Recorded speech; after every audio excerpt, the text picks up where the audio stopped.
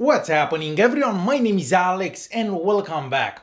In today's video we are doing a quick comparison between the latest action camera from Akaso, the V50X and the E4K Plus, one of my favorite action cameras. So you can buy the Akaso V50X for about $100 and as always there will be some links in the video's description and also the link to the full review. The same for the E4K Plus, you can buy this one for about $150 to $200 depending when you buy it.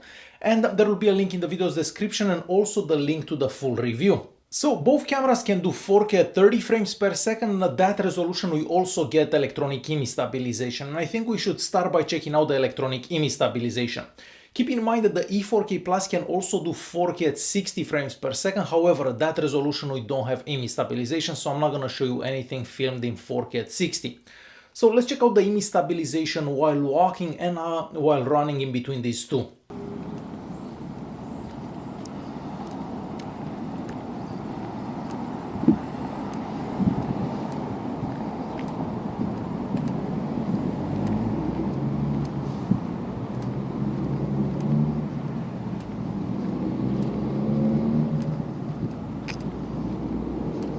"4K 30 electronic image stabilization on running test."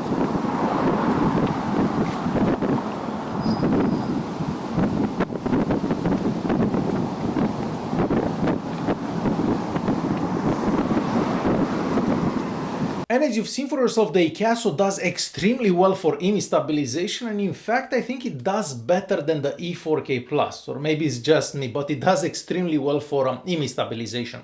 Now for slow motion with the Akaso V50X you can do 1080p at 90 frames per second, where with the E4K Plus you can do 1080p at 120 frames per second. So better from the E4K Plus.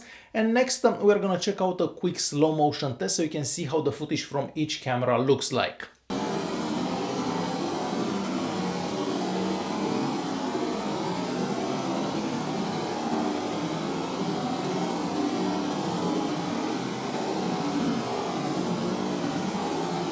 And as you've seen for yourself, for slow motion recordings, the footage from the E4K Plus looks better because it looks crispier and with less noise. The footage from the Akaso V50X looks a bit more noisy. Next, I think we should check out the microphone recordings from each camera. So let's check out some of those samples so we can figure out which one has a better microphone. Alright, this is a super quick audio test between the Akaso V50X and the E4K Plus. So I'm currently recording in 4K at 30 frames per second. It is a bit windy, you can probably hear some traffic to my left and maybe the water to my right. But other than that, there isn't that much noise. So under these conditions, so basically walking and with a bit of wind, this is how recording from these two action cameras sounds like. And as you've heard for yourself, the sound from the E4K Plus is definitely better, louder, and it sounds better overall. So next I think we should check out a few more daytime sample recordings so you can see how both cameras do in more situations. So let's check out that footage and I'll be right back. 4K 30 electronic image stabilization on, walking test.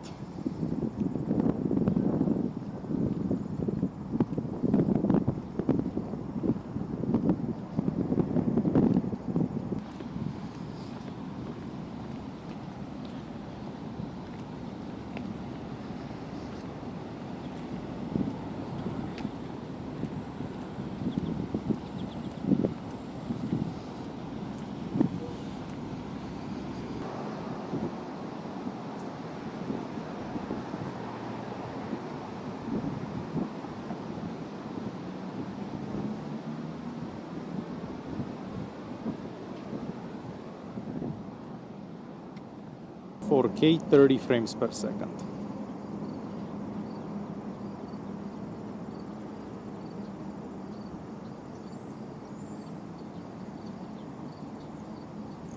So the first thing I've noticed is the fact that the footage from the E4K Plus looks sharper and crispier, where if you look at the footage from the Akaso V50X, mostly around the shadows, you're gonna notice that there is more noise in that one. So the footage from the E4K Plus does seem a bit better, but considering the price of the V50X, I think it does really good for about $100.